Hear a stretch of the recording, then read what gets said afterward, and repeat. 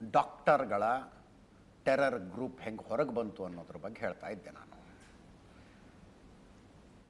ನಾನೇನು ಅನ್ಕೊಂಡಿದ್ದೆ, MBBS ಡಾಕ್ಟರ್ಗಳ terror ಗ್ರೂಪಿನ leadership ಇಟ್ಕೊಂಡವನು ಒಬ್ಬ MD ಇರ್ಬೋದು ಅಂತ, MD ಡಾಕ್ಟರ್ ಇರ್ಬೋದು ಅಂತ ಅಂದ್ಕೊಂಡಿದ್ದೆ ನಾನು. ಅವನು ನರ್ಸ್ ಅವನು ಮೌಲ್ವಿ. ಶ್ರೀನಗರದ ಒಂದು ಮಸೀದಿಲಿ ಕೆಲಸ ಮಾಡ್ಕೊಂಡಿರ್ತಾನೆ. ಮೊದಲು ಗೌರ್ಮೆಂಟ್ ಮೆಡಿಕಲ್ ಕಾಲೇಜಿನಲ್ಲಿ ನರ್ಸ್ ಆಗಿದ್ದ. ಅದಾದ ನಂತರ ಮಸೀದಿಯವರೊಬ್ಬರು ನಮಾಜ್ ಹೇಳ್ಕೊಡು ಅಂತ ಕರೆದ್ರು. ಇರ್ಫಾನ್ ಅಂತ ಅವನ ಹೆಸರು. ಅಲ್ಲಿಗೆ ಹೋದ ಇವನು, ಇರ್ಫಾನ್ ಅಹಮ್ಮದ್ ಅನ್ಸಾರಿ. ಅವನು ಅಲ್ಲಿ ಹುಡುಗರನ್ನ ಇಟ್ಕೊಂಡು ಒಂದಷ್ಟು ಕೆಲಸಗಳನ್ನು ಮಾಡಿಸ್ತಾ ಇದ್ದ. ಏನು ಕೆಲಸಪ್ಪ ಅಂದರೆ, ಜೈಷೆ ಮೊಹಮ್ಮದ್ ಪರವಾಗಿ ಪೋಸ್ಟರ್ ಅಂಟಿಸ್ಬಿಟ್ಟ ಇವನು. ಅದೇ ತಪ್ಪು. ಅದು ಪೋಸ್ಟರ್ ಅಂಟಿಸದೆ ಹೋಗಿದ್ರೆ ದೇಶದಲ್ಲಿ ಎಂಥ ದೊಡ್ಡ ಸರಣಿ ಬಾಂಬ್ ಬ್ಲಾಸ್ಟ್ ಆಗ್ತಿತ್ತು ಹೇಳೋದಕ್ಕೆ ಬರೋದಿಲ್ಲ. ನೆನ್ನೆ ಹೇಳಿದೆ, ಮಂಗಳೂರಿನಲ್ಲಿ ಬರೆದು ಹೋಗಿದ್ದ ಒಂದು ಬರಹ, ಗೋಡೆ ಬರಹ ಹೇಗೆ ತೀರ್ಥಹಳ್ಳಿ ಟೆರರ್ ಮಾಡ್ಯೂಲ್ನ ಹೊರಗೆ ತಂತು, ಹಾಗೆ ಡಾಕ್ಟರ್ಗಳ ಟೆರರ್ ಮಾಡ್ಯೂಲನ್ನು ಹೊರಗೆ ತಂದಿದ್ದು ಶ್ರೀನಗರದಲ್ಲಿ ಅಂಟಿಸಿದ್ದ ಒಂದು ಪೋಸ್ಟ್ರು. ಅಲ್ಲಿನ SSP ಚಕ್ರವರ್ತಿ, ಸಂದೀಪ್ ಚಕ್ರವರ್ತಿ ಬೆನ್ನು ಹತ್ತಿದ್ರು, ಕೈ ತೊಳ್ಕೊಂಡ್ರು. ಫಸ್ಟ್ 3 ಜನ ಎಳ್ಕೊಂಬಂದರು CCTVಗಳ ಆಧಾರದ ಮೇಲೆ. ಅವರು ಈ ಇರ್ಫಾನ್ ಅಹಮ್ಮದ್ ಕಳಿಸಿದ್ದು ನಮ್ಮನ್ನು ಅಂದರು. ಇರ್ಫಾನ್ ಅಹಮ್ಮದ್ ಕಳಿಸಿದ್ದು ಅಂತ. ಇರ್ಫಾನ್ ಅಹಮ್ಮದನ್ನು ಎತ್ತಾಕೊಂಬಂದರು. ಇರ್ಫಾನ್ ಅಹಮ್ಮದ್ ನೇರವಾಗಿ 800 ಕಿಲೋಮೀಟರ್ ದೂರದ ಅಲ್-ಫಲಾ ಯೂನಿವರ್ಸಿಟಿ ಹೆಸರು ಹೇಳ್ದ. ಅಲ್-ಫಲಾ ಯೂನಿವರ್ಸಿಟಿ ಡೀಟೇಲ್ಸ್ ಹೇಳ್ತೀನಿ, ನಿಮಗೆ ಗಾಬರಿ ಆಗ್ಬಿಡ್ತದೆ ನೋಡಿದ್ರೆ. ಅಲ್-ಫಲಾ ಯೂನಿವರ್ಸಿಟಿ ಹೆಸರು ಹೇಳ್ದ. ಇಡೀ ಟೀಮೇ ಅಲ್ಲಿ ಕೂತ್ಕೊಂಡಿತ್ತು ರೀ. 5 ಜನ ಟೆರರಿಸ್ಟ್ಗಳ ಟೀಮೇ ಅಲ್ಲಿತ್ತು.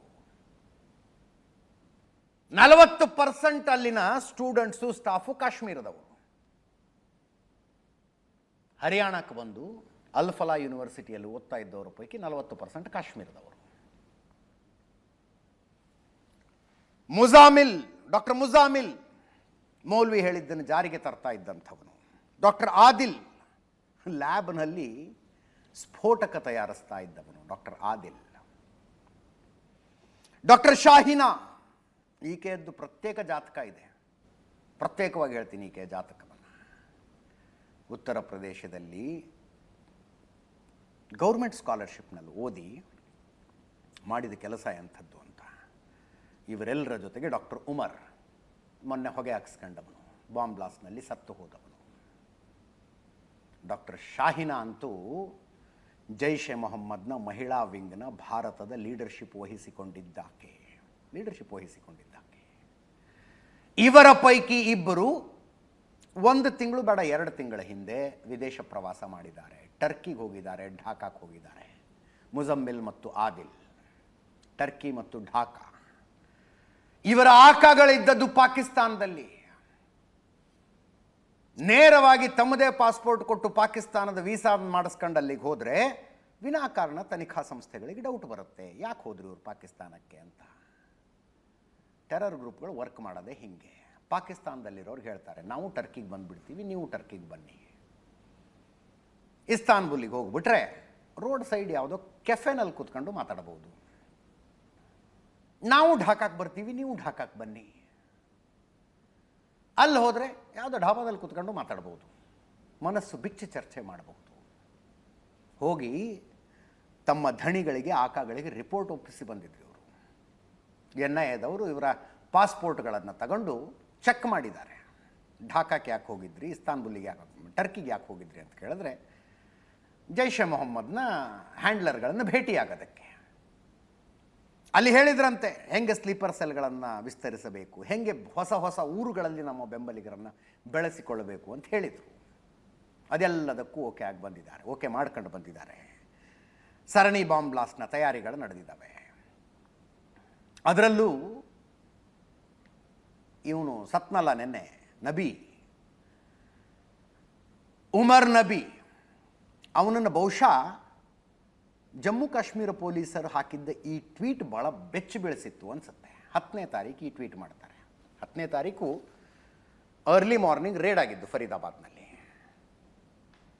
ರೇಡ್ ಆದಾಗ ಒಂದಷ್ಟು ಜನ ಸಿಕ್ಕಾಕೊಂಡ್ರು, ಇವನು ತಪ್ಪಿಸ್ಕೊಂಡ.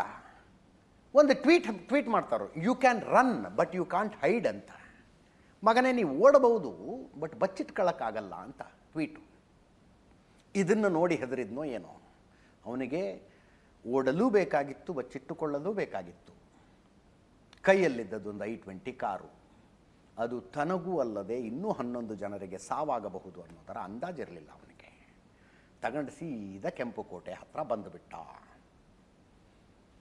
ಕೆಂಪುಕೋಟೆ ಪಾರ್ಕಿಂಗ್ನಲ್ಲಿ ಕಾರ್ ಪಾರ್ಕ್ ಮಾಡಿ 3 ತಾಸು ಹೋಗಿದ್ನಲ್ಲ, ಯಾರನ್ನ ಮೀಟ್ ಮಾಡ್ದ?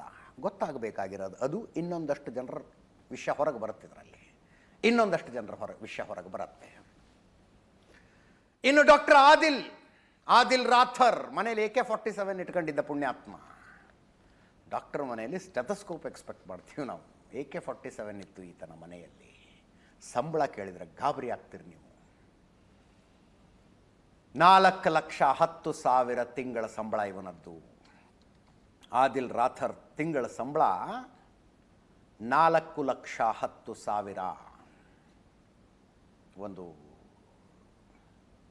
ಹಾಸ್ಪಿಟಲ್ನ ಅಂದರೆ ಮ್ಯಾನೇಜರ್ ರೀತಿಯಲ್ಲಿ, ಡಾಕ್ಟರು ಹೌದು ಮ್ಯಾನೇಜರು ಹೌದು ಅಂತ ವಿ ಬ್ರದರ್ಸ್ ಅಂತ ಹಾಸ್ಪಿಟಲ್ಲು. ಆ ಹಾಸ್ಪಿಟಲ್ನಲ್ಲಿ ಕೆಲಸ ಮಾಡ್ತಾ ಇದ್ದಾರೆ. 4,10,000 ಸಂಬಳ. ಈ ಭಯೋತ್ಪಾದನೆಯಲ್ಲಿ ನೋಷನ್ಗಳು ಹೆಂಗೆ ಕ್ಲಿಯರ್ ಆಗ್ತವೆ, ಭಾಳ ಜನರಿಗೆ ಇರುತ್ತಲ್ಲ. ಈಗ ದುಡ್ಡಿಗಾಗಿ ಭಯೋತ್ಪಾದಕರಾಗ್ತಾರೆ, ಕೆಲಸ ಇಲ್ಲದೆ ಭಯೋತ್ಪಾದಕರಾಗ್ತಾರೆ. ಕೈ ತುಂಬ ಕೆಲಸ, ಕೈ ತುಂಬ ಸಂಬಳ ಇತ್ತು ಇವನಿಗೆ. 4,10,000 ಅಂದ್ರೆ ಏನು ಕಡಿಮೆ ಆಯ್ತಾ? ಶ್ರೀಮಂತರಿದ್ದವರು ಭಯೋತ್ಪಾದಕರಾಗೋದಿಲ್ಲ ಅನ್ನೋದಾದರೆ ಒಸಾಮಾ ಬಿನ್ ಲಾಡನ್ ಟೆರರಿಸ್ಟೇ ಆಗಬಾರ್ದಾಗಿತ್ತಪ್ಪ. ಒಸಾಮಾ ಬಿನ್ ಲಾಡನ್ನು ಆ ಕಾಲದಲ್ಲಿ ಸೌದಿ ಅರೇಬಿಯಾದ ಬಿಗ್ಗೆಸ್ಟ್ ಕನ್ಸ್ಟ್ರಕ್ಷನ್ ಕಂಪನಿ ಇಟ್ಕೊಂಡಿದ್ದ ಮನೆಯಲ್ಲಿ ಹುಟ್ಟಿದವನು ಅವನು. ಆಗಲಿಲ್ವಾ ಟೆರರಿಸ್ಟು? ನೆಮ್ಮದಿಯಾಗಿ ಜೀವನ ಮಾಡ್ಕೊಂಡಿದ್ದಂಥ ರಾಥರ್ 2024 ತನಕ ಅನಂತ್ನಾಗ್ನ ಗೌರ್ಮೆಂಟ್ ಕಾಲೇಜ್ನಲ್ಲಿ ಜಾಬ್ ಮಾಡ್ತಾ ಇದ್ದ.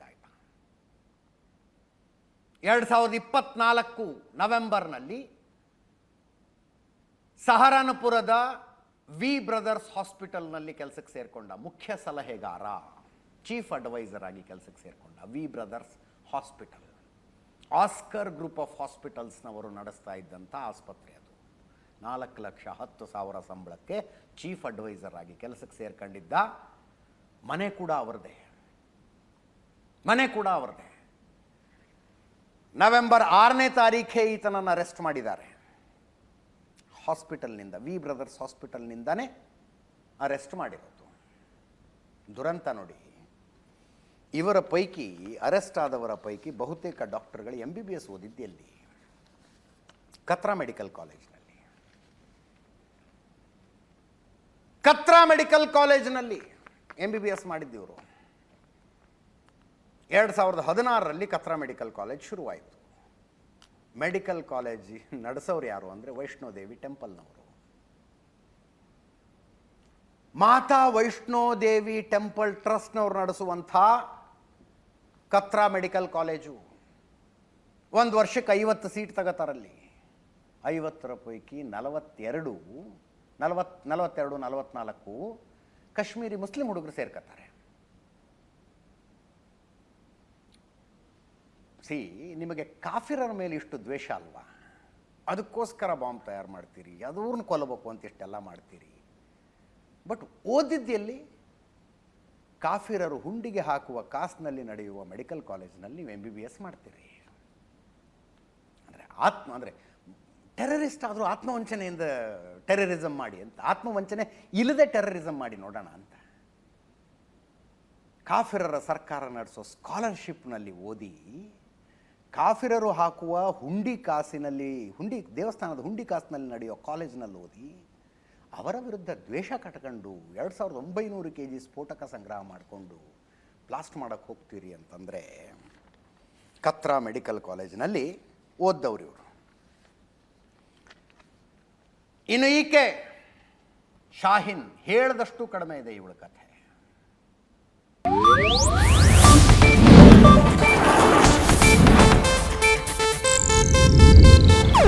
ಇದು ಏಷ್ಯಾನೆಟ್ ನ್ಯೂಸ್ ನೆಟ್ವರ್ಕ್ ಪ್ರಸ್ತುತಿ.